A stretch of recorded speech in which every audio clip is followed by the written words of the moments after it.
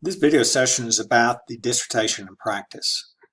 And the dissertation practice is what we're using in this program, the EDD program, as a replacement of what you might be aware of as a traditional dissertation.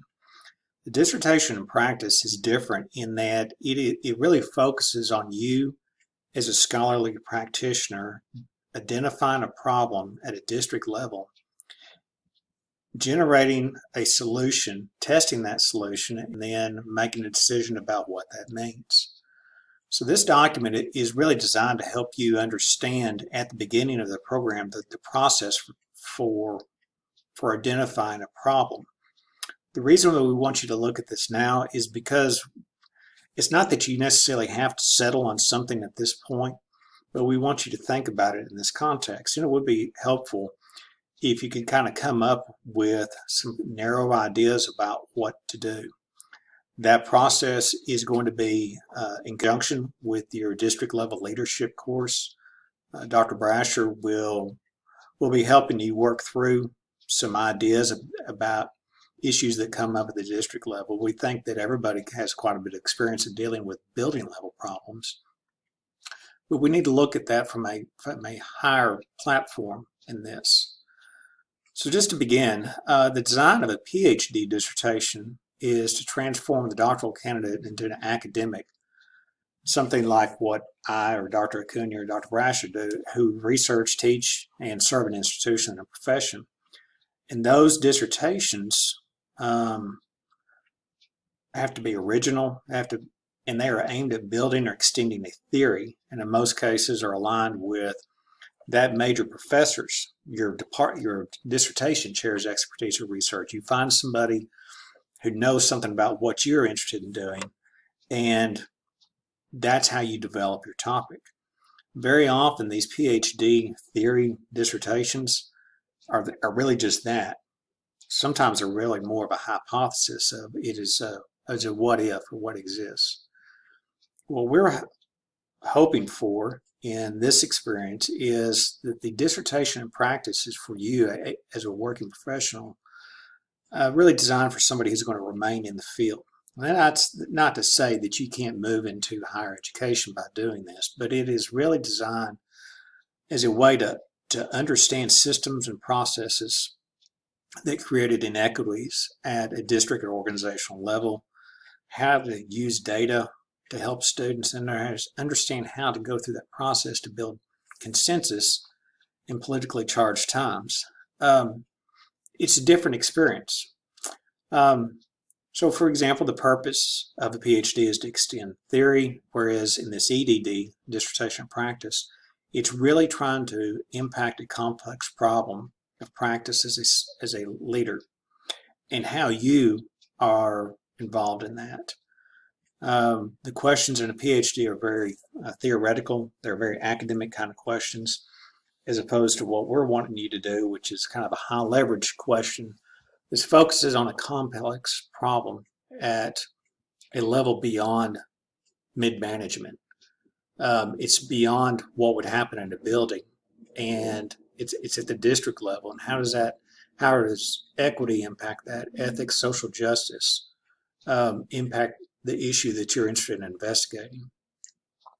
The literature review, which is something that we're going to work on in this course, for a PhD is very comprehensive, has a lot of historical and contextual information, social foundations, as opposed to what you're going to do, which is a very concise review, blending professional, practical knowledge with scholarly knowledge. It is really, what is this problem?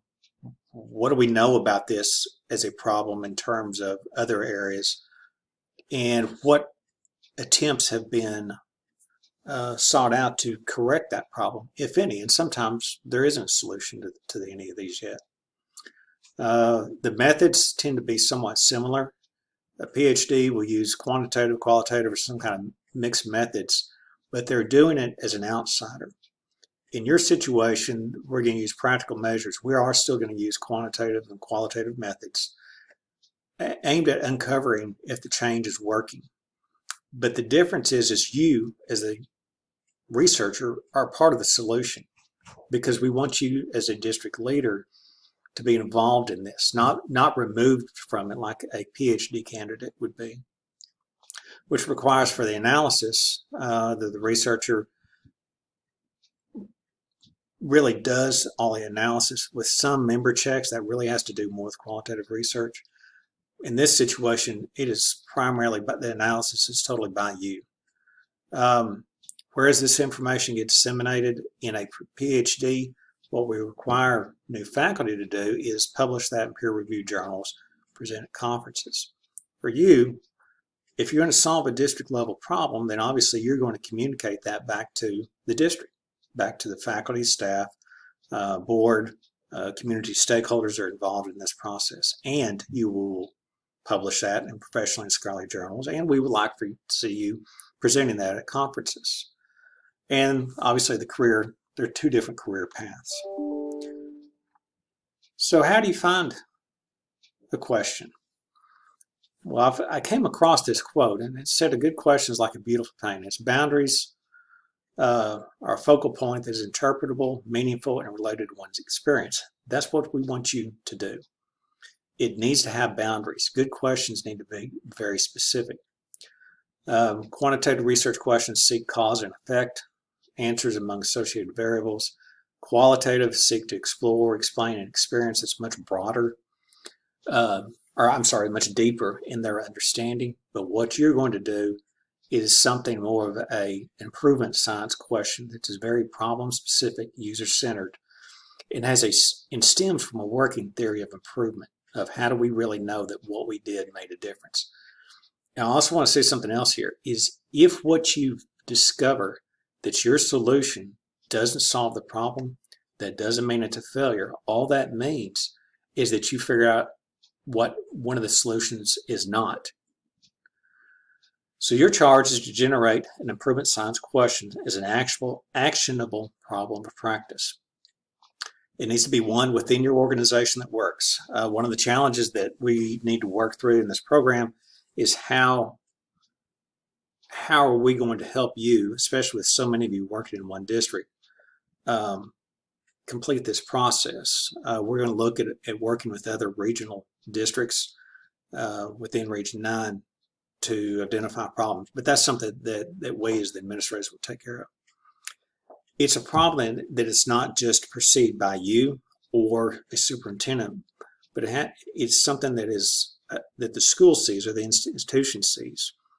And it's relevant to stakeholders. Everybody sees, yes, this is a significant, persistent problem and needs work or investigation.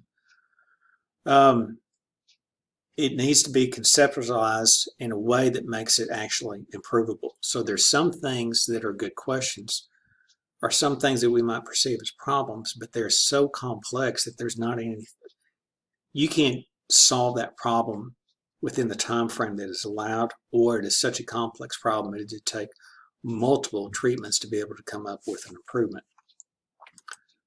And I need to change that. It needs to be a strategic concern to the organization, yet limited enough in its nature that you can actually get it done. And again, that is a primary goal in this, is we want you to do something that's important. We want you to do something that is reasonable. Sometimes people will take on, especially in PhD programs, a really complex problem, and they'll take years getting through that problem because they're not picking something out that's reasonable. This whole process is really about you gathering the tools to learn how to do this. Whether or not you come up with something that solves the problem is secondary to the experience. And the most important thing of any of this is that you get finished. We want you done.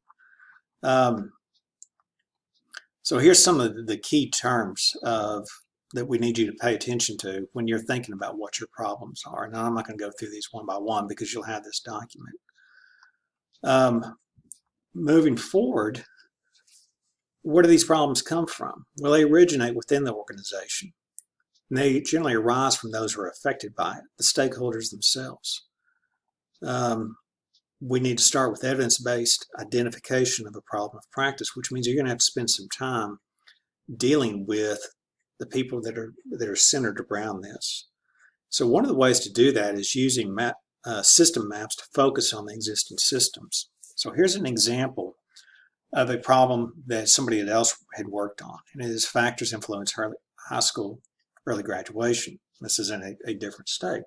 So they thought about, well, what are the issues associated with this problem, getting people to graduate high school early?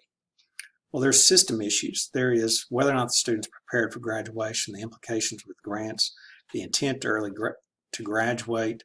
What does that mean if they graduate early in terms of community college course offerings?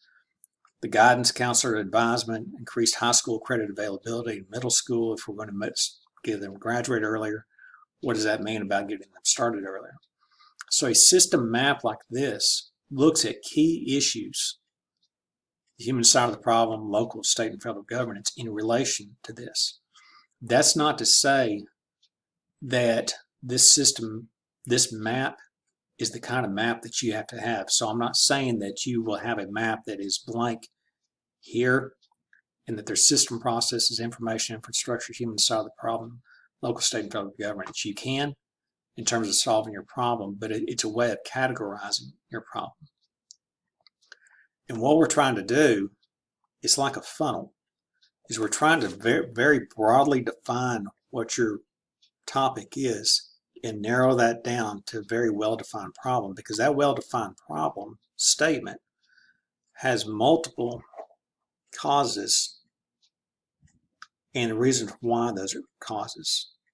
So what we're trying to do, and we're going to work on this February 6th, is help you come up with problems for your dissertation practice. And there's two things that are going to happen. One is Dr. Brasher is going to help you kind of identify what some of those problems may be. And what I'm going to do is help you figure out the pieces to this, because these pieces here, this fishbone activity, are the pieces of the review of literature that you're going to have to be able to complete in this course. And the review of literature will be 5 to probably more like 8 to 10 pages. And it will have components, which are the components of your question. So that's what our goal is right now. I'm going to make a discussion thread where we can kind of start working on these. You don't really have to have your questions narrowed at this time. That's something we want to do February 6th. But I do think that we need to start looking at what are district level problems, and we'll continue to expand that. And hopefully by the end of the day on that Saturday when we first meet, we'll have something narrowed down that we can work on.